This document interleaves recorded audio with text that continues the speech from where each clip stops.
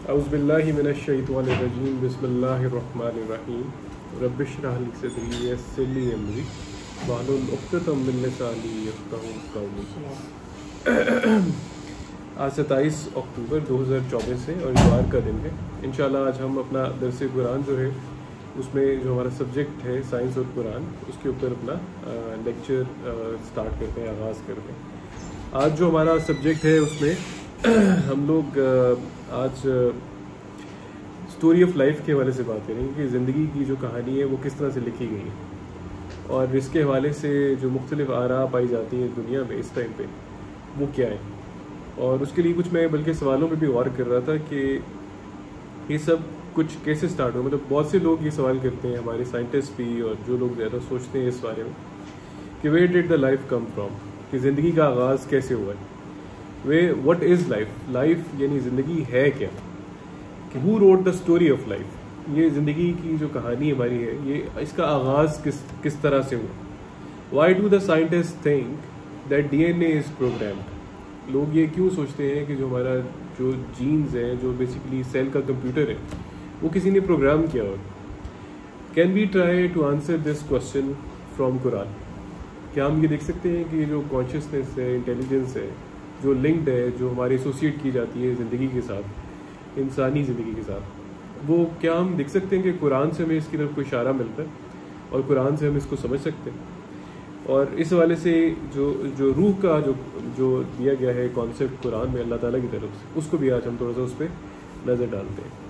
पिछले लेक्चर में हमारी रिकॉर्डिंग नहीं हो सकी थी, उसमें कुछ चीज़ें जो थी वो स्टोरी ऑफ लाइफ को लेके और कुछ आरा जो हमारे इस टाइम के मौजूदा ज़माने में मुख्तलिफ साइंसदानों के हवाले से जो पाई जा रही हैं उनको मैंने तफसीलन बयान किया था। लेकिन आज ये करते हैं कि उसका एक सरसरी सा जिक्र करके फिर आगे चलते हैं। अच्छा, पिछली जो हमारा लेक्चर था उसमें हमने देखा था कि ज़िंदगी के हवाले से दो तरह की कॉन्सेप्ट्स हैं। एक कॉन्सेप्ट तो ये है कि जो आपकी लाइफ है वो इंटेलिजेंटली डिज़ाइन है, और ये कॉन्सेप्ट ज़्यादातर उन साइंसदानों का दिया हुआ है या उन साइंसदानों की तरफ से आता है जिन साइंसदानों के अपने रिलीजियस व्यूज़ थे। जैसे हमने बात की थी कि रॉबर्ट बॉयल, न्यूटन, कोपरनिकस, खासतौर पे जो पुरानी यानी मिडिल सेंचुरीज़ के जो साइंटिस्ट अच्छे गुजरे, और इसमें बहुत मुसलमान साइंसदानों का बहुत किरदार है। इब्न सीना का एक किरदार है, ख्वारिज़मी है, दूसरे लोग हैं, लेकिन उनका क्योंकि हमारी तारीख में कोई रिकॉर्ड नहीं रखा गया प्रॉपरली तो वो रिकॉर्ड ज़ाया हो गया।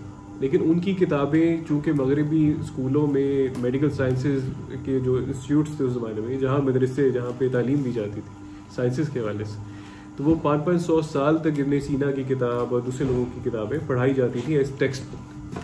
तो उनके कॉन्सेप्ट हमारे तक तो नहीं पहुँच सके, मगर उन लोगों तक ज़रूर पहुँचे जिन्होंने बाद में इस पर बहुत इस नज़रिए पे काम किया। और वो लोग अक्सर लाइफ को इस तरीके से लिया करते थे कि ये अल्लाह ने डिज़ाइन किए, अल्लाह ने क्रिएट किए, तो हम उसको एज हिज क्रिएशन स्टडी करें लाइफ को। जबकि दूसरी तरफ हुआ ये कि एक और कॉन्सेप्ट जो निकल आया, और वो कॉन्सेप्ट था उन साइंटिस्ट की तरफ से जिन्हें आप इल्हाद के अंदर जो मुब्तला पाते हैं, या एथियस्ट कहते हैं या नेचुरलिस्ट कहते हैं। ये वो लोग थे जिन्होंने बाद में ये कहना शुरू कर दिया कि ये जो लाइफ है ये अपने आप क्रिएट हुई बाय एक्सीडेंट, इसमें डिज़ाइन का कोई एलिमेंट नहीं है या किसी डिज़ाइनिंग इंटेलिजेंस का कोई काम नहीं है। बस किसी स्टेज पे अपने आप ये कायनात का आगाज़ हो गया, यानी नथिंगनेस से, और उसके बाद ये हुआ कि अचानक एक केमिकल एवोल्यूशन का सिलसिला शुरू हुआ, इर्तिका का सिलसिला शुरू हुआ। उस केमिकल इर्तिका के बाद जब ज़मीन बनी तो उसके अंदर एक बायोलॉजिकल इर्तिका शुरू हुआ, और बायोलॉजिकल इर्तिका के साथ साथ वो कहते हैं कि हमने खासतौर पे डार्विन ने एक चीज़ डिस्कवर की विच इज़, ये कहते हैं नेचुरल सिलेक्शन जिसे कहते हैं। ये अपने आप जो है वो एक्सीडेंट से, जितने भी आप ह्यूमन बीइंग्स बने या जानवर बने वो एक्सीडेंट से बने, यानी उसको नेचर ने उनकी वो खासियतें बनाई हैं जिन खासियतों के साथ वो इंसान या वो जानवर या परिंदे हमें नज़र आते हैं। इसमें किसी डिज़ाइनिंग इंटेलिजेंस का कोई काम नहीं है। और सबसे आखिर में और सबसे बड़ा जो उनका एक स्टैंस होता है वो ये होता है कि ये कॉन्शियसनेस जो है, यानी इंसान की जो इंटेलिजेंस है, ये अपने आप बाय एक्सीडेंट बाद में आई है, यानी क्रिएशन पहले हुई है और उसके बाद इंटेलिजेंस उसके बाद उसका बाय प्रोडक्ट बन गया। और ये कॉन्सेप्ट उस कॉन्सेप्ट से बिल्कुल मुख्तलिफ है जो हमने बाय पहले साइंटिस्ट में प्रिवेल करता था या जो हम अपने रिलीजन की किताबों में पाते हैं। अच्छा, इसके अंदर बहुत सी इस स्टोरी के अंदर एक जो पिछले 200 साल के अंदर जो साइंस ने डिस्कवरीज की उनका भी बड़ा रोल है। एक डिस्कवरी जो सबसे पहले 18वीं सदी के अवाइल में 1820 के अंदर उनके वो जो डेकेड थी 1820 की, उसके अंदर फ्रेडरिक वूलर ने की। एक जर्मन साइंसदान था। इस साइंसदान ने काम किया कि उसने यूरिया को इनऑर्गेनिक कंपाउंड से आर्टिफिशियली बना के देख लिया लैब के अंदर। यूरिया जो था, इससे पहले ये समझा जाता था कि ये जो खाद के तौर पर इस्तेमाल होता था, ये जिंदा चीज़ों से या उनके यानी जो किडनीज हैं वो प्रोड्यूस करती हैं। यानी जो हमारी किडनीज या गुर्दे हमारे जिस्म में मौजूद हैं, यूरिया सिर्फ इनसे प्रोड्यूस होता है। यानी कहने का मकसद है कि जिंदा चीज़ें ही यूरिया को प्रोड्यूस कर सकते हैं, क्योंकि ये जिंदगी खेज मादा है। लेकिन उस साइंसदान ने एक तजुर्बा करते हुए देखा कि उसने जो चीज़ वो जिस पे काम कर रहा था वो आर्टिफिशियली गर्म करने से यूरिया में चेंज हो गई। तो एक ऐसी इनऑर्गेनिक चीज़ या एक बेजान मादा एक जिंदा खेज मादे में तब्दील हो गया। अच्छा, ये एक लिहाज से बहुत मामूली सी बात है, लेकिन इसका इम्पैक्ट बहुत बड़ा था। इससे साइंसदानों ने अपनी उस नज़रिए को तकवीत देनी शुरू कर दी कि जो इंसानी ज़िंदगी या कोई भी ज़िंदगी है उसको वो अपने आप बेजान मादे से तख्लीक पा सकती है। तो ये एक इर्तिका का अमल यहाँ से इनकी अपनी जो साइंस की तौजीह थी उसका शुरू हो गया। उसके बाद एक और जो साइंसदान जिन्होंने जो जर्मन थे और उनका हरमन हेम्सहोल्ट नाम था, शायद मैं थोड़ा सा आखिरी नाम सही तरह गलत कर रहा हूँ उसको प्रोनाउंस। ये साहब जो थे, इन्होंने एक नई चीज़ डिस्कवर की। कायनात के अंदर हर चीज़ के बारे में साइंसदान एक लॉ का जिक्र करते हैं, जिसे कहते हैं कि लॉ ऑफ फर्स्ट थर्मोडायनेमिक्स। उसका मतलब ये है इस लॉ का कि energy can neither be created nor destroyed. कहने का मकसद ये है कि हर चीज़ जो है वो अगर आप कोई भी अमल करते हैं, जैसे आप इंजन के अंदर पेट्रोल जलाते हैं, तो इंजन जो उससे काम करता है और उसकी वजह से जो हीट जनरेट करती है वो बिल्कुल उस बराबर होगी जितनी एनर्जी उस तेल के अंदर मौजूद है। तो इक्वेशन बैलेंस होगी हर हाल में, केमिकल इक्वेशन। उसने कहा यार कि अगर इंसानी ज़िंदगी जो है ये भी तो उसी तरह की ज़िंदगी है, और उसके लिए उसने तजुर्बे शुरू किए। उसने कहा कि जी इंसान जब एक्सरसाइज करता है, फॉर एग्जांपल कोई वर्जिश करता है, तो क्या होता है कि उसकी बॉडी भी हीटअप होती है। वो वर्जिश कर रहा है, कुछ एनर्जी उसकी इस्तेमाल हो रही है किस चीज़ के लिए, उस वर्जिश के करने में, और उसके बाद उसकी अपनी जो बॉडी है वो हीटअप हो रही है, उसका जिस्म जो है ना वो गर्म हो रहा है।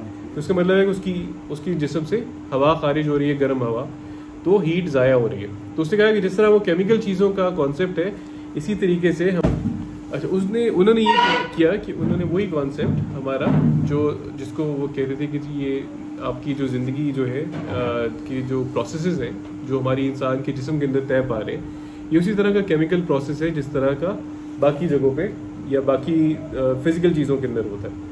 तो उसने ये साबित करने की कोशिश की कि इंसानी जिस्म बेसिकली उसी तरह की केमिकल प्रॉपर्टीज़ रखता है जैसे बाकी सारी चीज़ें रखती हैं। तो ये एक और उसका एक तकवीत मिली कि ये जो चीज़ें हैं बेजान मादे से ही बना है, इंसान भी और बाकी जो जानवर है, ये दूसरी चीज़ें।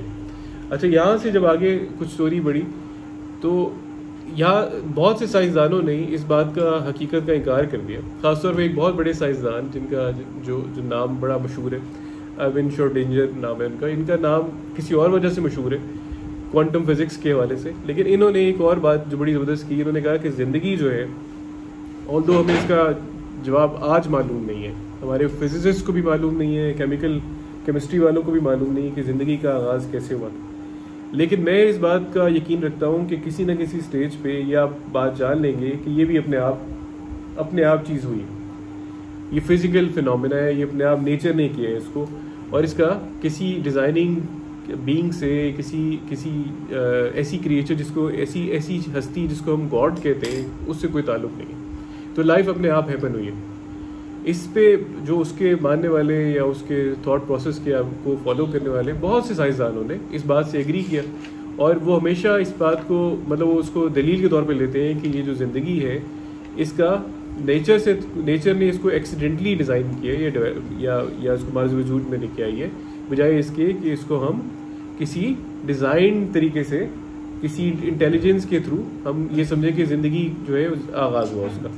अच्छा, ये सारी चीज़ें जो है इसके हवाले से बहुत सी डिस्कवरीज हुई।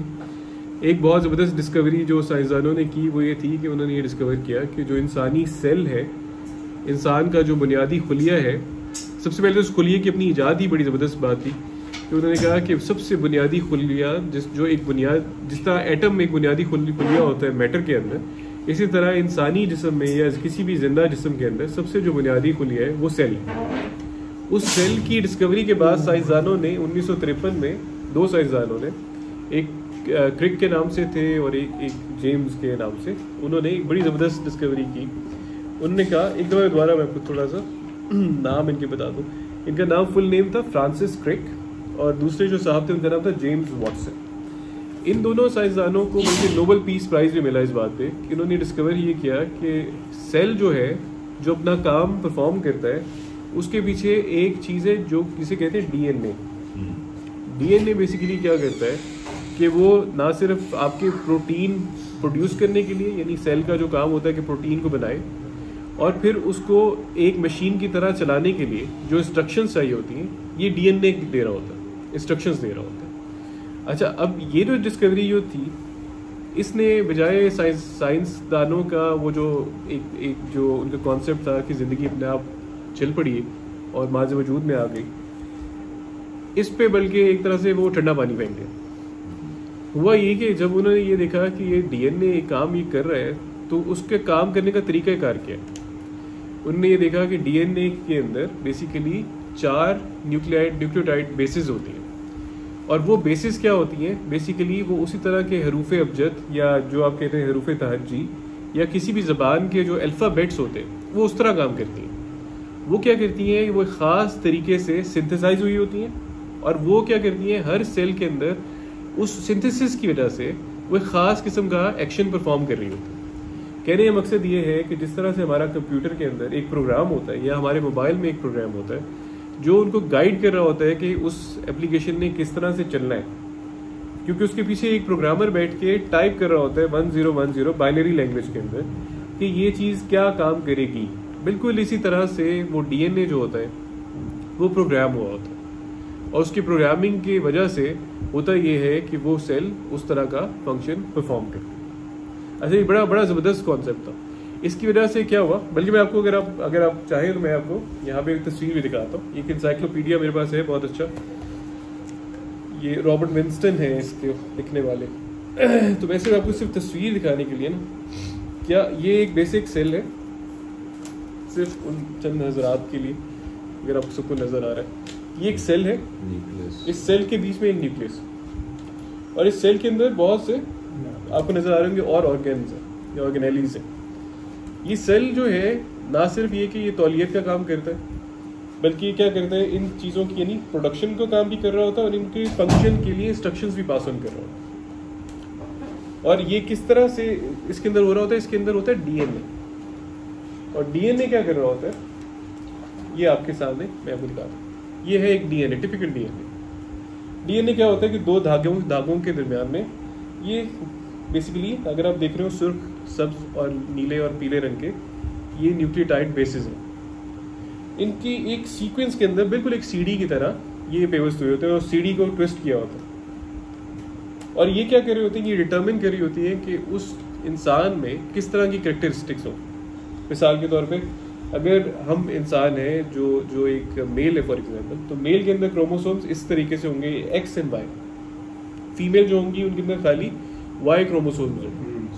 ये डिफाइन कर रहे होते हैं कि इंसान की बहुत सी जबिलतें, उसके रंग, आंखों का रंग, उसका चेहरे का रंग, उसकी हाइट, उसकी हर चीज़ को ये डिटर्मिन कर रहे होते हैं। और ये क्या होते हैं, कोई तकरीबन ये 46 या 23 पेयर्स होते हैं क्रोमोसोम्स के एक इंसानी सेल के अंदर। यही क्या करते हैं, यही सेल को अगला उसकी प्रोडक्शन करते हैं, एग्जैक्ट उसी तरह की उसकी कॉपी रेप्लिकेट करते हैं। यही क्या करते हैं, प्रोटीन्स को बनाते हैं। प्रोटीन्स से फिर आपको पता है कि वो चीज़ एज एंजाइम काम कर रहे होते हैं, जिसकी वजह से फैट्स बनते हैं, कार्बोहाइड्रेट्स बनते हैं या और चीज़ें बनती हैं, बिल्डिंग ब्लॉक्स जो इंसानी जिस्म के होते हैं। अच्छा, अब ये जो प्रोग्राम है ये बड़ा केयरफुली किसी ने उस सेल के अंदर डाला। इससे मुराद ये है, इससे मुराद आप अगर देखना चाहें तो इससे मुराद ये होती है कि जैसे इंसान के जहन में ख्याल आता है, उस ख्याल को वो हरूफ की शक्ल में मुंतकिल करता है पेपर के ऊपर, और वो एक ख़त लिखता है, और ख़त इंसान दूसरे इंसान तक पहुँचा देता है। अब वो ख्यालात जो हैं वो क्या है, इंटेंजिबल चीज़। इंफॉर्मेशन जो है इटसेल्फ वो एनर्जी की तरह की चीज़ नहीं है, कि आपने उसको क्रिएट नहीं किया, उसको आप डिस्ट्रॉय नहीं कर सकते। इंफॉर्मेशन क्रिएट होती। अगर मेरे जहन में कोई चीज़ है और मैं किसी कैसेट पे या ये स्क्रीन के ऊपर ये अपनी चीज़ को सीडी के ऊपर मुंतकिल करता हूँ मेरे ख्यालात के मुंतकिल होने के बाद उस सीडी के वज़न में कोई फ़र्क नहीं पड़ता। उस सीडी का वज़न या उस कैसेट का वज़न एग्जैक्टली वही रहता है जो एक भरी हुई कैसेट का वज़न होता है या एक भरी हुई सीडी का वज़न होता है। दोनों में कोई फ़र्क नहीं होता। तो ये जो डीएनए के अंदर भी जो ये प्रोग्राम जिसने लिखा है और कहाँ से लिखा गया है, ये एक बहुत बड़ा मुअम्मा बन गया साइंसदानों के। इतना बड़ा मुअम्मा कि उसके ऊपर कुछ $100 मिलियन की रिसर्च हार्वर्ड जो स्कूल जो है, कॉलेज है, यूनिवर्सिटी जो है, उन्होंने इसके ऊपर इनिशिएट की कि ये चीज़ स्टोरी ऑफ लाइफ जो है, ओरिजिन ऑफ लाइफ का, वो पता चला सके।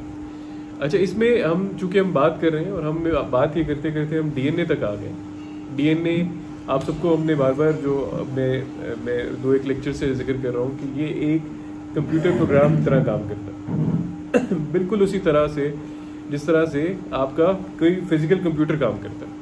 आपको पता है कि अगर हम सिर्फ बात करेंगे इंसान के दिमाग की, इंसान के दिमाग में अंदाज़न कितने सेल होते हैं? आपका ख्याल है लाखों होते हैं? आपका क्या ख्याल है? अरबों का। बिल्कुल आपकी बात सही है। 86 अरब का मेरा ख्याल है तखमीना है, 86 अरब सेल होते हैं।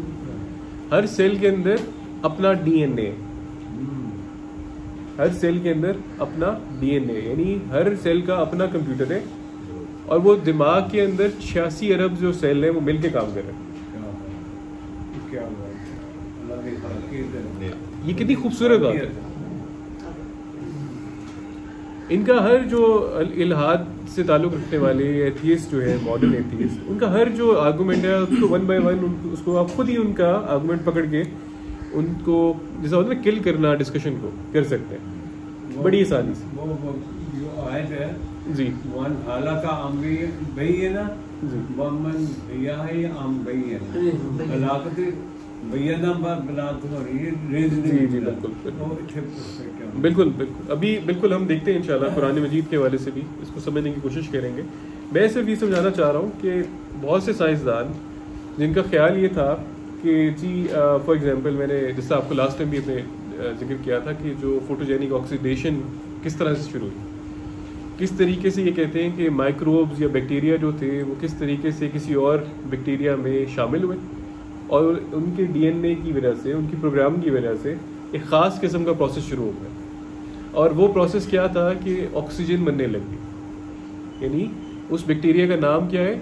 वो है क्लोरोप्लास्ट, जिसको हम कहते हैं कि जो पत्तों में पाया जाता है या घास के अंदर पाया जाता है या एल्गी के अंदर पाया जाता है। वो क्या करता है? ऑक्सीजन बनाता है।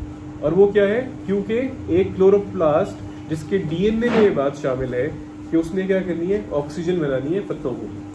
और इसको वो कहते हैं कि ये चीज़ जो है ना, ये एक्सीडेंट से सिर्फ एक दफ़ा हुई है हिस्ट्री के अंदर। आज जो माइक्रोब्स रहते हैं या आज की ज़िंदगी में कोई दोबारा ऐसा इवेंट ऑब्जर्व नहीं किया साइंसदानों ने। ये कहते हैं सिर्फ एक दफ़ा हुआ है। और वो ये अगर आपको सिर्फ मैं तस्वीर दिखाने के लिए ना, ये एक हमारी ब्रायन कॉक्स है उनकी बुक पे से उनकी ये कुछ पिक्चर्स हैं। ये बेसिकली वो क्लोरोप्लास्ट की तस्वीर है। ये उसका लीफ की एक तस्वीर है जिसमें ये दोनों क्लोरोप्लास्ट मिलके ये काम करते हैं कि ऑक्सीजन जनरेट करते हैं।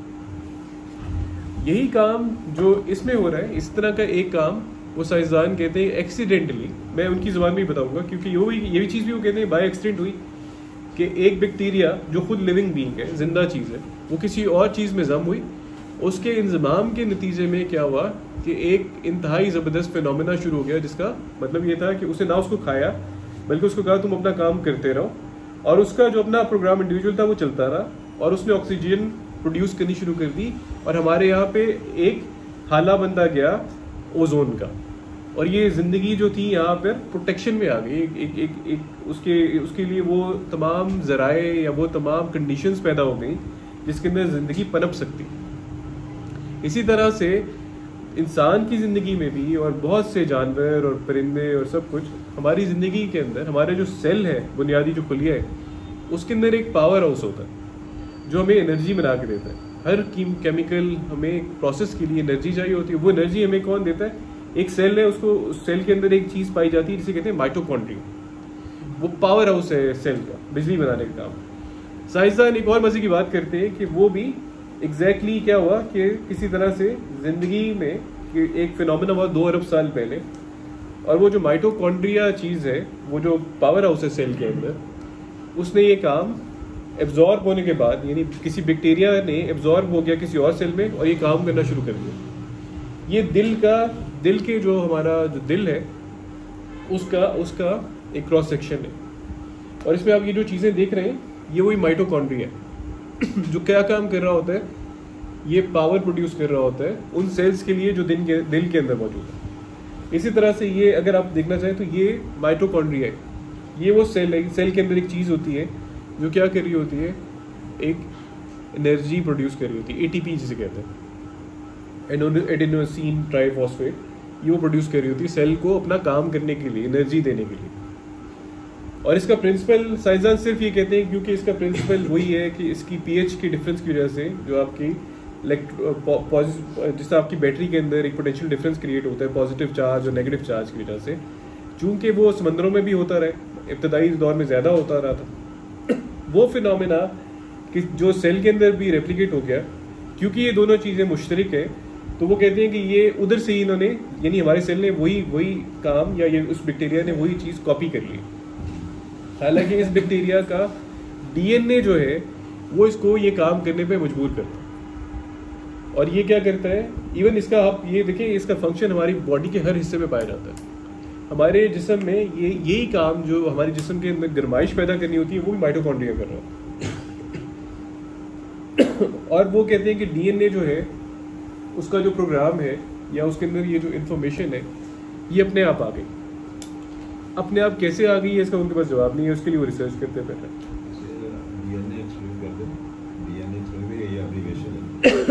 देखिए ये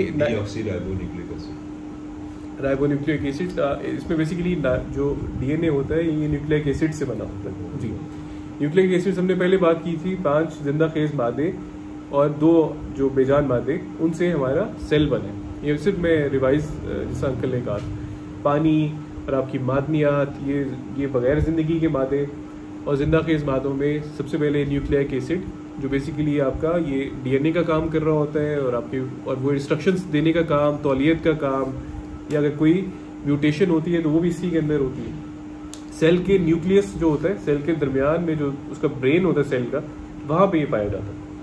उसके अलावा आपके उसके अंदर प्रोटीन्स होते हैं, लामियात जिन्हें कहते हैं, उसके अंदर कार्बोहाइड्रेट्स होते हैं, पॉलीसेक्राइड्स जिन्हें कहते हैं, इसी तरह से फैट्स होते हैं, और ये एटीपी जो तीसरी चीज़ है, मैं माइटोकॉन्ड्रिया की बात कर रहा हूँ, जो पावर देता है सेल को। ये 5 जिंदा खेज चीज़ें, और साथ में पानी और उसके साथ मादनियात, ये क्या होता है, एक झिल्ली के अंदर बंद होते हैं जिसको मेम्ब्रेन कहते हैं, और उस झिल्ली को हम सेल कहते हैं। ये सेल एक यूनिसेलुलर ऑर्गेनिज्म भी आज मौजूद है, और आज मल्टी सेलुलर हमारी तरह के ट्रिलियंस ऑफ सेल की बनी हुई चीज़ें भी मौजूद हैं। ट्रिलियंस ऑफ सेल जो मिलके काम कर रहे हैं, एक खास फंक्शन परफॉर्म कर रहे हैं, एक वादत के साथ क्या कर रहे हैं, एक वादत के साथ इंसानी जिस्म का फंक्शन या उसकी मशीन का काम कर रहे हैं, एक वादत के साथ। अच्छा, सेल की जो अंडे की मिसाल दे सकते हैं। जी, बहुत सी मिसालें दे सकते हैं। अच्छा, अब ये सारी जो डिस्कशन थी, क्योंकि साइंस इस बात को जवाब देने से भी कासिर है कि ये डीएनए के अंदर इंफॉर्मेशन कहाँ से आती है, क्योंकि डीएनए में इंफॉर्मेशन का मतलब ये है, इंफॉर्मेशन इनटेंजिबल चीज़ है, कोई मॉलिक्यूल की तरह की चीज़ नहीं है कि उसमें आगे शामिल हो गई और खुद ब खुद हो गई। मैं आपको मिसाल समझाने के लिए सिर्फ फर्ज करें कि हम एक क्रोमोसोम बनाते हैं, और हम क्रोमोसोम में एक ट्रेट ऐड करते हैं, एक अपनी मर्जी से ना, हम आप समझे को सीढ़ियाँ लगाना शुरू करते हैं क्रोमोसोम की। आपने देखा कि कितनी सीढ़ियाँ थी उसमें, मैंने आपको दिखाया था। एक अगर हम एक जीन की फिक्सेशन करना चाहें या एक खास ट्रेट ऐड करना चाहें, मिसाल के तौर पर,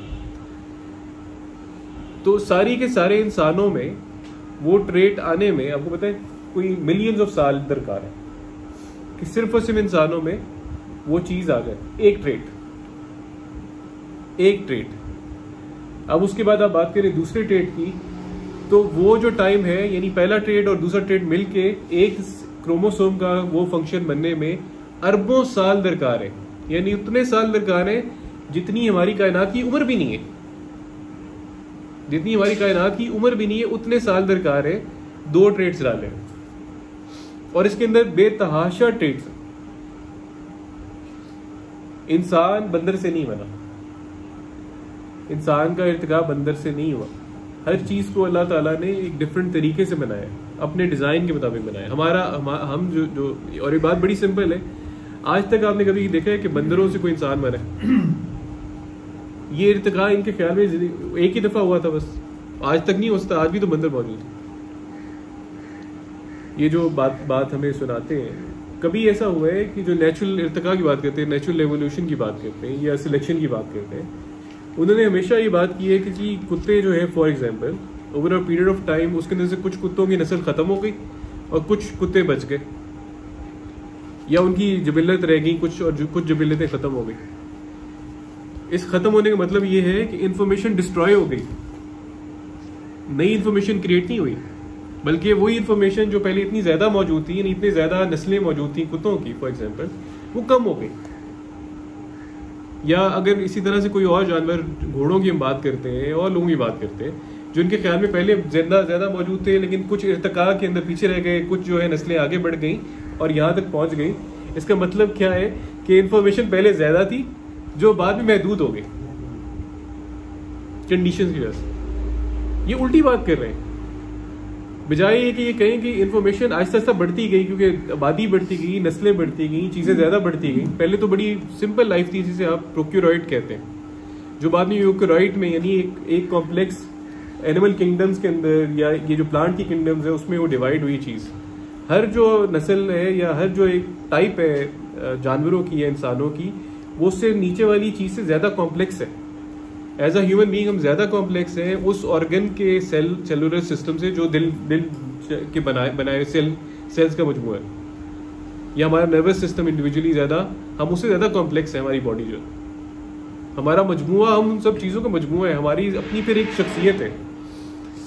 तो कहने मकसद ये है कि इंफॉर्मेशन के हवाले से अब मैं जो थोड़ा सा आगे बढ़ाता हूँ चीज को, कि साइंस तो जवाब देने से कासिर कि ये कहाँ से चीजें आई। हम कोशिश करते हैं कि जवाब लें कुरान मजीद से, कि कुरान मजीद हमें क्या बताता है कि इंसान के अंदर ये कॉन्शियसनेस कहाँ से आई। तो मैं आपसे रिक्वेस्ट करूंगा कि सबसे पहले आप एक 32:9 बल्कि 15:29 का मुताला करें जी। 15:9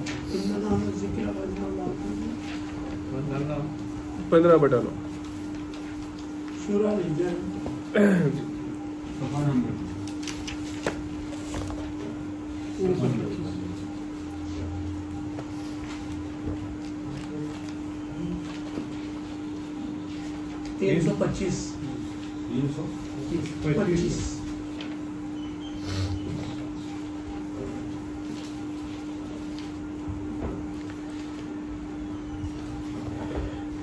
15:29।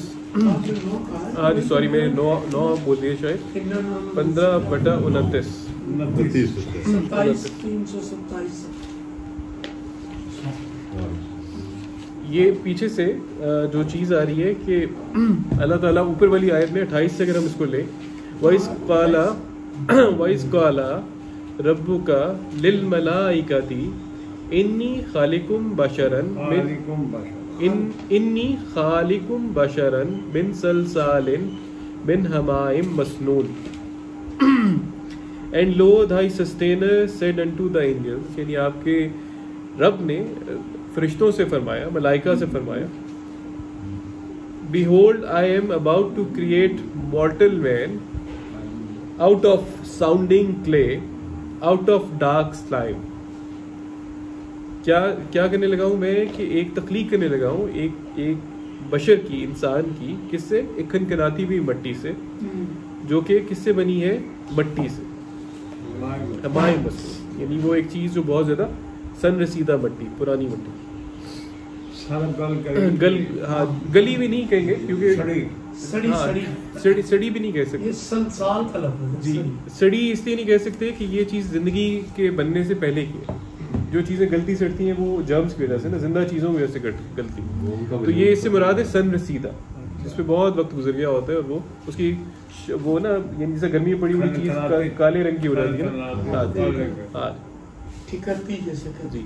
तो अगली जो आयत है फाइजा सवैतुहु, और फिर अल्लाह ने क्या किया, जब उसको बिल्कुल अच्छी तरह से जिस तरह वो बनाना चाहते थे बना लिया, अपना डिजाइन उसको कर दिया, व नफख्तु फीही मिन रूही, फिर उसमें क्या किया अल्लाह ताला ने, नफखा की क्या, रूह को।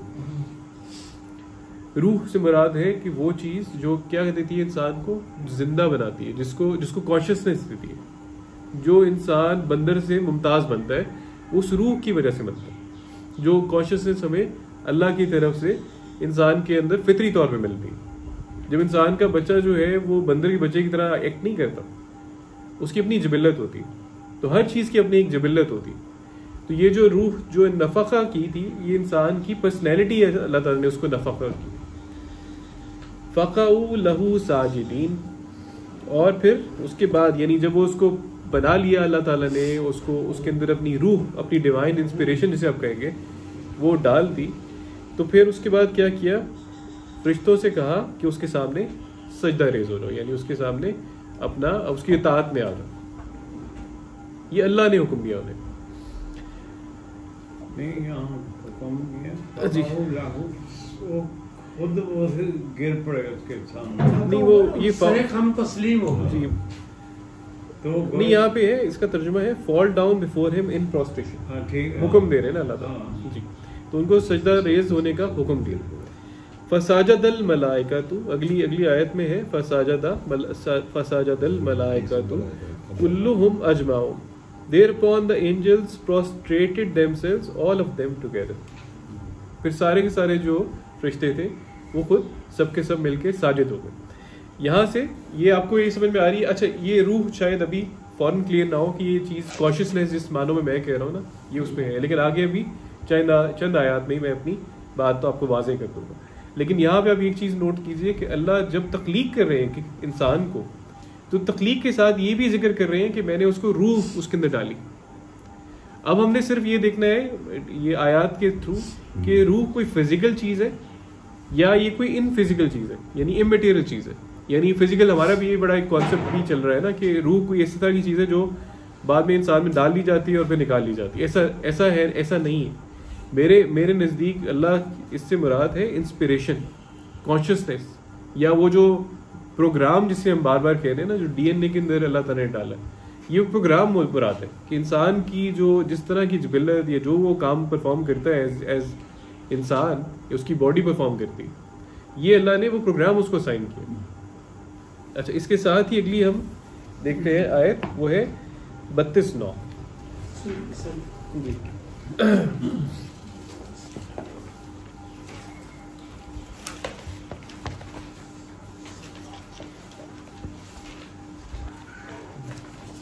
जो 528 सफ़ा है,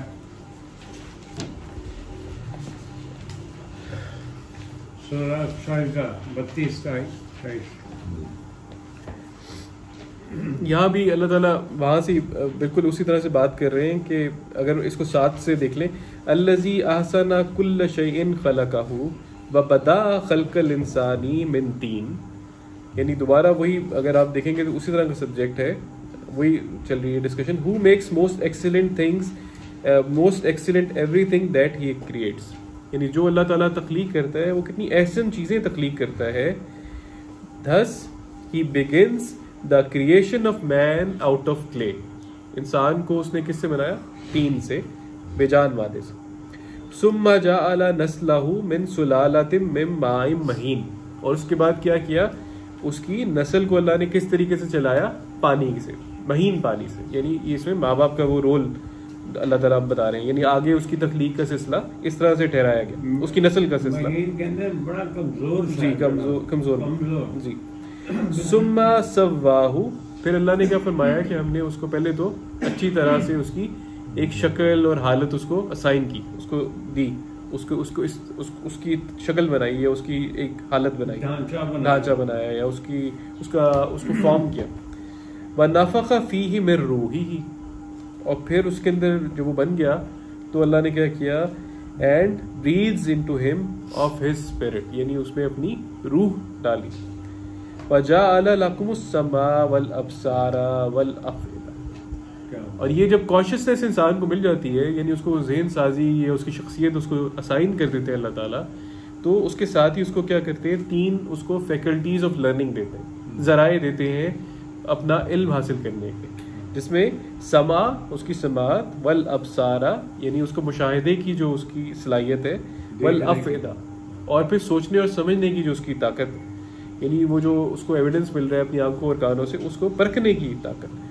कलीलम मा तशकुरून, कितने तुम लोग कम शुक्र गुजार होते हो। यहाँ से हमें ये पता चल रहा है कि ये चीज़ डिवाइन कॉन्शियसनेस की उसमें आ रही है, पहलू यहाँ पे आ रहा है। अच्छा, अब जो है मैं आपको आखिरी आयत इससे इसी उसमें 38-72 जी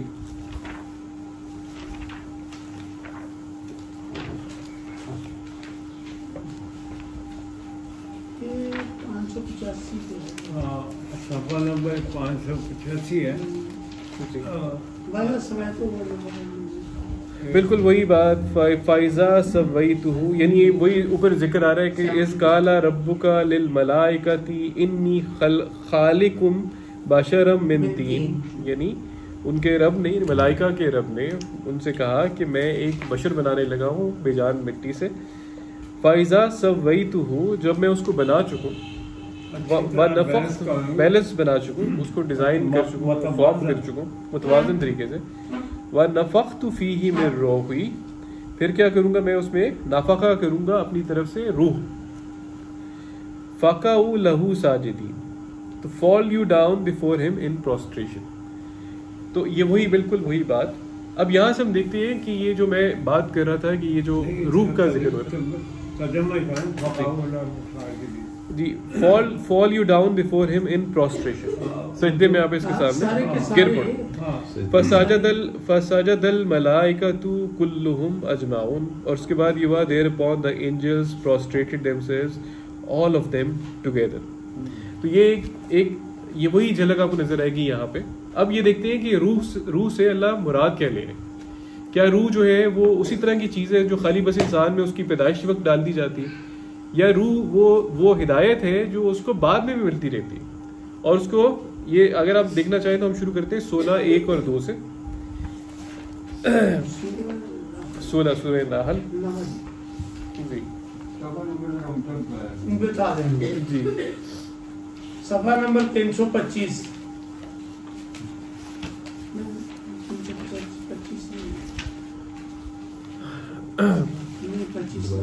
जी 16 है सूरह नाहल, 16 नंबर सूरा, 1 और 2 आयत। आता अमरुल्लाही फला आता अमरुल्लाही, अभी पेज में निकला जी 333 16 का 1 नंबर उसकी आयत। अता अमरुल्लाही फला तस्तअजिलूहु सुब्हानहु व तआला अम्मा युश्रिकून। जो अल्लाह का हुक्म है ना वो आके रहेगा, will come, is bound to come. तो इसके लिए वो लोग जो जल्दी चाह रहे थे ना कि अल्लाह का हुक्म आ जाए या उन पर रज़ा पहले आ जाए, वो अल्लाह ताला ने कहा कि उसके लिए आप जल्दी मत करें। Limitless is he in his glory, यानी अल्लाह ताला जो है वो हर तरह से वो हमदो सताइश के लायक है। And sublimely exalted above anything to which man may ascribe divinity, और हर उस चीज से वो बहुत बुलंद है जिससे लोग उसके लिए शरीक ठहराते हैं।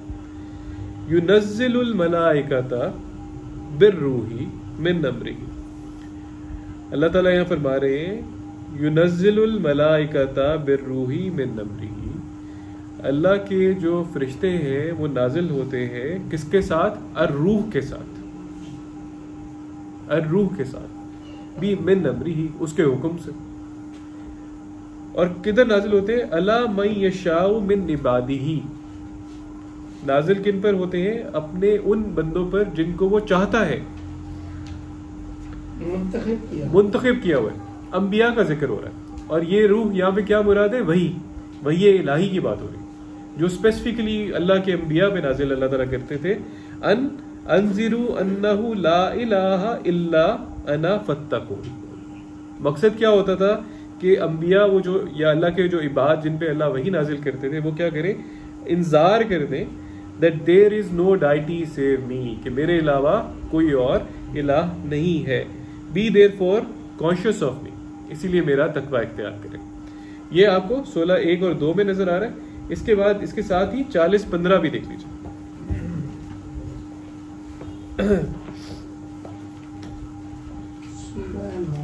जी 599 ठीक बोल रहे हो। जी 599 599 जी इसमें है रफ़ीउद्दरजाती ज़ुल अर्शी युल्किर रूह मिन अमरिही। आयत नंबर आयत नंबर है जी 15, सूरा 40 है, आयत नंबर 15 है। और उसका है रफ़ीउद्दरजाती ज़ुल अर्शी युल्किर रूह मिन अमरिही अला मन यशाउ मिन इबादिही लियुनज़िरा यौमुत तलाक। High above all orders is he, यानी वो हर तरह के दर्जात से अल्लाह की ज़ात जो है वो बुलंद है। इन अलमाइटीनेस एंथ्रोन्ड, यानी और उसके पास हर चीज़ की उसके कंट्रोल में, अर्श का मतलब है उसके कंट्रोल में हर चीज़। युल के रूह में नमरी, वो इल्का करता है रूह का अपने हुक्म से, अला मन यशा, जिस पर चाहता है, मिन इबादी ही, अपने बंदों में से, लियुनज़िरा यौमत तलाक, ताकि क्या कर दे, इंतजार कर दे यौमत तलाक के, जब आपने अल्लाह से मुलाकात करनी है उस दिन आगाही दे दे। और अब आप देखें 42-52 जी, यहाँ सारी बात क्लियर हो जाएगी इंशाल्लाह। 52 जी 52 42 सूरह शूरा, सूरह शूरा और उसकी 52 नंबर 625 नंबर पेज जी। नहीं 52 नंबर आए थे, 52 नंबर 42 की बात, 42 की सॉरी 42 सूरह शूरा 42 है और उसकी 52 नंबर ठीक है। आए थे। ये बहुत जबरदस्त। हाँ जी, इसको अगर आप समझ लेंगे तो ये रूह का मतलब जो है ना सारा का सारा इंशाल्लाह आपकी समझ में आता है। वकज़ालिका औहैना इलैका रूहम मिन अम्रिना, एंड thus too, यानी ऊपर जो एक जिक्र आ रहा है, बल्कि मैं चाहता हूँ ऊपर से बल्कि ले लेते हैं, ऊपर से 51 से ले लेते हैं। वमा काना लिबशरिन अन युकल्लिमहु, वमा काना लिबशरिन वमा काना लिबशरिन अन युकल्लिमहुल्लाहु इल्ला वाहयन औ मिन वराई हिजाबिन औ युरसिला रसूलन फयूहिया बिइज़्निही मा यशाउ इन्नहु अलियुन हकीम। And it is not given to the mortal man that God should speak unto him, यानी इंसान जो बशर है, इंसान है, उसके लिए मुमकिन नहीं है कि अल्लाह उससे बात करे सिवा इसके other than through sudden inspiration, या तो वही के जरिए बात करे, उस पर वही नाजिल करे, और फ्रॉम बिहाइंड अ वेल, या पर्दे के पीछे से बात करे, किसी पर्दे के पीछे से, किसी ओट से बात करे, और by sending an apostle to reveal, या एक रसूल को उसकी तरफ भेजे जो उसके हुक्म से उसके पास आए, वो बयान करने के लिए जो अल्लाह ताला ने जो चाहा है बयान करना।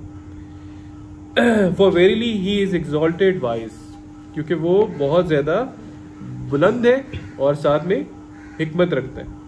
अब अगली जो आयत है ना, इस पे वकज़ालिका औहैना, एंड thus too, यानी इसी तरीके से have we revealed unto thee, क्या किया आपकी तरफ भी ए नबी, हमने इसी तरीके से क्या किया, वही की है, इलैका रूहम मिन अम्रिना, वही क्या किया आपकी तरफ, रूहम मिन अम्रिना। रूह से क्या मुराद है, अभी आपको इसी वक्त इसी आयत में बड़ी इंशाल्लाह क्लियर हो जाएगा कि अल्लाह ने वही नबी करम सल्लल्लाहु अलैहि वसल्लम की तरफ क्या भेजी, रूहम मिन अम्रिना, अपने हुक्म से रूह को वही किया अल्लाह ताला के रसूल की तरफ अल्लाह ताला ने। मा कुंता तदरी मल किताबु वलल ईमानु, इससे पहले जबकि आपको ये नहीं मालूम था कि किताब क्या है या ईमान क्या है, ये दोनों चीजें आपको नहीं मालूम थी। वलाकिन जअलनाहु नूरन नहदी बिही मन नशाउ मिन इबादिना। लेकिन क्या हुआ कि ये जो रूह आपकी तरफ आई है, इसकी वजह से आपकी तरफ क्या हुआ, we have caused this to be a light, हमने इसको नूर बना के भेजा है आपकी तरफ, to be a light whereby, जिससे क्या करते हैं हम, इस रोशनी से हम क्या करते हैं, we guide whom we will of our servants, यानी अपने बंदों में से जो चाहे उसको हम हिदायत देते हैं, and verily on the strength thereof thou too shall guide men unto the straight way। इस रूह की मदद से जो कि नूर ठहराया अल्लाह ने, आपने भी क्या करना है, इंसानों को सिराते मुस्तकीम की तरफ बुलाना है। सिरातल्लाहिल्लज़ी लहू व इन्नका लतहदी इला सिरातिल मुस्तकीम। आप सिराते मुस्तकीम हो, लतहदी इन्नका, जी बेशक आप लतहदी। नहीं, मुझे इसका जो तर्जुमा थोड़ा सा ये भी बनता है इसका मफहूम कि व इन्नका लतहदी इला सिरातिल मुस्तकीम, यानी इसी वही से, इसी नूर से, इसी रूह से आपने क्या करना है कि हिदायत देनी है सिराते मुस्तकीम। इन्नका लतहदी, यानी बेशक इसी से आपने क्या करना है, लतहदी हिदायत देनी है, खुद लेनी है और दूसरों को देनी है, इला सिराते मुस्तकीम, खुद लेनी है। सिरातिल्लाही सिरातिल्लाहिल्लज़ी लहू मा फिस समावाति व मा फिल अर्द। उस अल्लाह के सिरात की जानिब, रास्ते की जानिब, ये पिछली आयत में अगली को क्लियर कर दिया है। जी, सिरात कौन सा है, सिरात कौन सा है, उस अल्लाह का रास्ता, लहू मा फिस समावाति व मा फिल अर्द, जिसके लिए जो कुछ भी आसमानों में है और जो कुछ भी जमीन में है, अला इलल्लाही तसीरुल उमूर, O verily with God is the beginning and the end of all things. अब आप समझ रहे हैं ये बात क्या हो रही है, यहाँ भी क्लियरली वो बात हो रही है कि वो वही, वो हिदायत, वो कॉशियसनेस जो इंसान में अल्लाह उसकी पैदाइश के वक्त डालता है, वो हिदायत का जरिया अल्लाह ख़त्म नहीं कर देता, वो बाद में भी जारी रहता है अंबिया की वसातत से। वो जो वही अल्लाह भेज रहे होते हैं, जो वही अल्लाह ने हमारे रसूलुल्लाह सल्लल्लाहु अलैहि वसल्लम के जरिए हम तक पहुँचाई, हम तक भेजी, ये वही रूह है, ये हिदायत है, ये कॉशियसनेस है, ये नूर है जो इंसान को हिदायत देती है। ये वही बात, ये वही नूर है जिसका जिक्र 6:122 में भी आया। अगर आप उसको भी साथ मिला लें तो नूर का भी कॉन्सेप्ट आपको बिल्कुल क्लियर हो जाएगा। ये जो बताया कि ए नबी आप कुछ नहीं जानते थे, ये जो उन्होंने कहानियां गढ़ी हुई हैं सदियों से कि कायनात बनन तो पहले भी नूर हैगा सी ते उन्हां दा सारा कुछ हैगा सी। ये सब कहानियां, ये कहानी है, किससे कहानी है, किस अपने ज़हन को साफ करें उस कहानियों से। नूर जो है वो अल्लाह की ये वही और ये रूह है, हिदायत है, रोशनी है। अल्लाह ने अपने रसूल से कहा तो आपको कुछ नहीं मालूम था, वही आने से पहले तक कुछ नहीं मालूम था, हमने बताया कि वे क्या होती है और नूर को हमने भेजा, उसके बाद सारी चीजें आपके हुई हैं, वर्षगाप हुई हैं। ये मैं आपको अब ये 6:122 में भी आपको ना यही पता चल जाएगा ये नूर से क्या मुराद है अल्लाह ताला। ये पेज नंबर 176 176 से सूरह अल-अनाम 6 नंबर और उसकी 122 नंबर है। अवमन कान मैतन फअहयैनाहु व जअलना लहू नूरन यमशी बिही फिन नासी कमम मसलुहु फिज़ ज़ुलुमाती लैसा बिखारिजिम मिन्हा कज़ालिका ज़ुय्यिना लिलकाफ़िरीना मा कानू यामलून।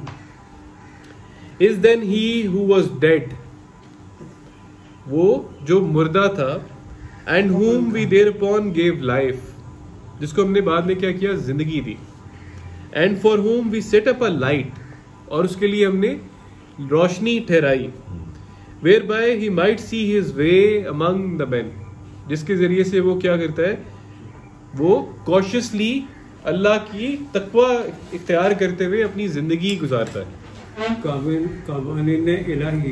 कवानीन इलाही को वो फॉलो करता है, वो दस्तूर हयात को जो अल्लाह चाहते हैं उस तरह फॉलो करता है जिस तरह हमारी अपनी पीछे पीछे चलता है। हाँ, इसके बीच में चलता है। उसी तरह से जिस तरह से हमारी अपनी बॉडी के अंदर मौजूद सेल्स जो है वो अल्लाह के दिए हुए उस वही को और उस अमर को वो पूरा कर रही है।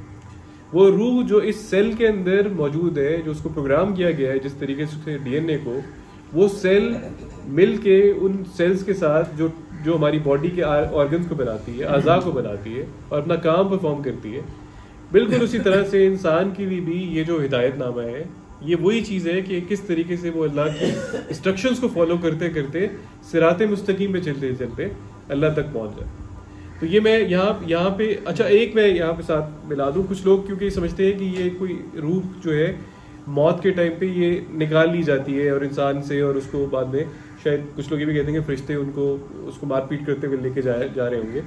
वो भी आप देख लें, वो अल्फाज वहाँ पे कुछ और है। वहाँ पे 39-42 एक आयत है, वो भी देख लें कि मौत के वक्त क्या होता है। सब किस्से कहानियां बनाई हैं। ਇਹ ਜਿਹੜਾ ਕਿਹਾ ਗਿਆ ਨਾ ਕਿ ਜ਼ਿੰਦਗੀ ਲੈਣੀ ਹੈ, ਇਹਦੇ ਪਿੱਛੇ ਪਿੱਛੇ ਚੱਲਣਾ ਤਾਂ ਜ਼ਿੰਦਗੀ ਮਿਲਦੀ ਹੈ। ਬਿਲਕੁਲ ਇਹਨੂੰ ਛੱਡਣਾ ਤਾਂ ਮੌਤ ਹੈ, ਮਈਅਤ ਹੈ, ਬਿਲकुल ਮੁਰਦੇ ਨੇ। बिल्कुल सही है। 39-42 है, 39-42 593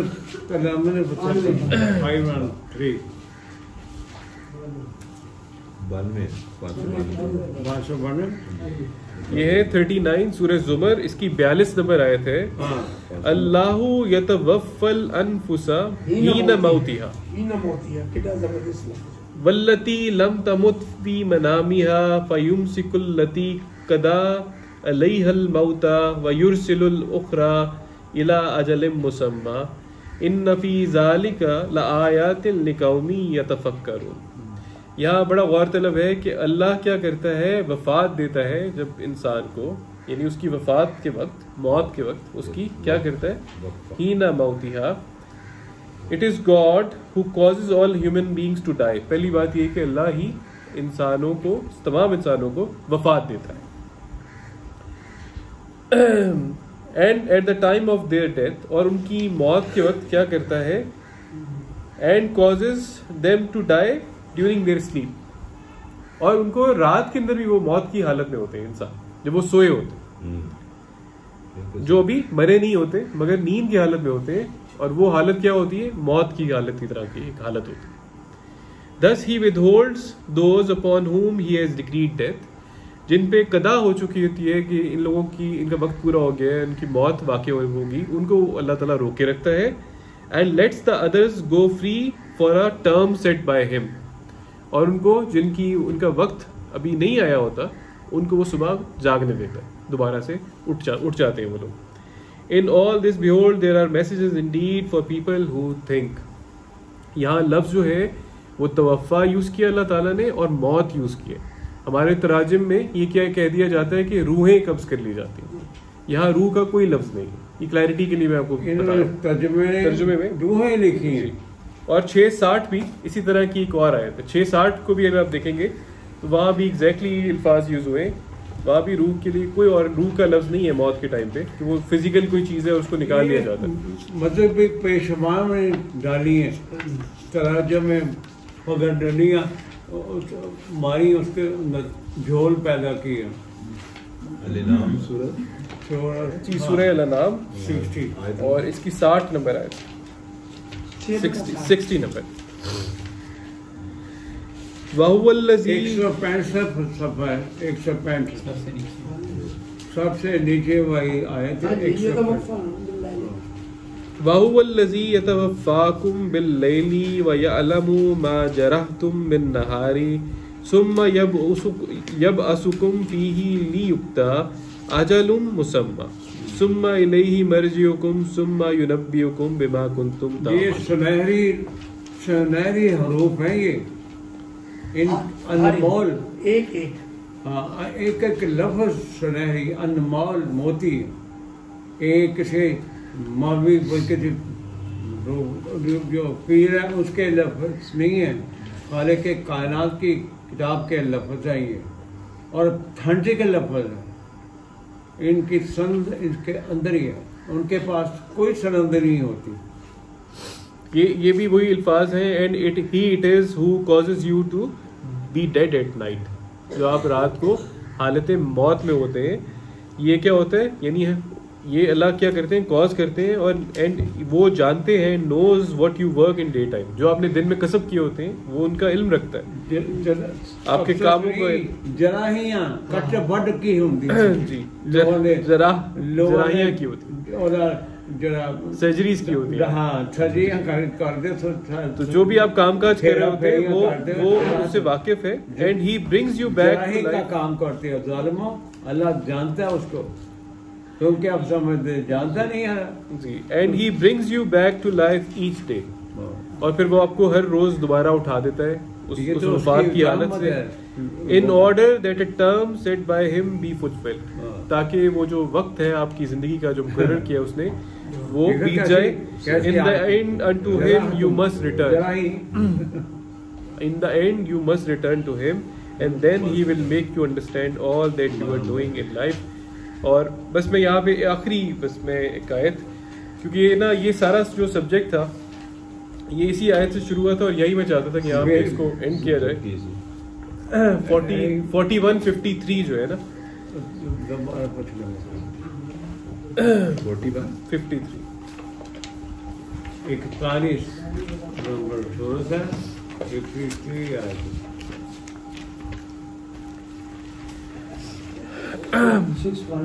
यहाँ से आप कह लें कि ये दर्स शुरू हुआ था, यहीं पे इसको इस सब्जेक्ट को वाइंड अप करते हैं।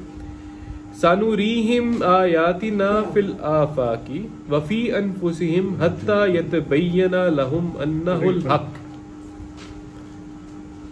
इन टाइम हम क्या करेंगे, वक्त इंशाल्लाह कुछ वक्त में आपको, we shall make them fully understand, आप जान लेंगे आवर मैसेजेस, हमारी आयात को, जो हमने कहाँ पे ला रखी है, फिल आफाकी, in the utmost horizons of the universe, and within themselves, वफी अनफुसिहिम। ये जो भी हम बात कर रहे हैं कॉन्शियसनेस की, सेल्स की, ये सब कुछ हम किस तरह हमें अल्लाह अब हमारे सामने दिखा रहे हैं, हमें समझा रहे हैं कि ये चीजें डिजाइन्ड है, ये चीजों एक ऑर्डर के अंदर है, और ये चीजें किसी इंफॉर्मेशन या किसी प्रोग्राम के तहत चल रही हैं। ये एक कॉन्शियस इंटेलिजेंस की क्रिएशन है। जरूर दिखाएंगे, definitely, so that it will become clear unto them that this is indeed the truth, ताकि उनको ये पता चल जाए ये जो कुरान अल्लाह ने भेजा है ये सच है, हक है, ट्रूथ है। Is it not enough that thy sustainer is witness unto everything? क्या तुम लोगों के लिए काफी नहीं है कि अल्लाह सब कुछ देख रहा है, शहादत यानी वो गवाही देगा उसकी। तो यहाँ पे एंड करते हैं। जज़ाकल्लाह।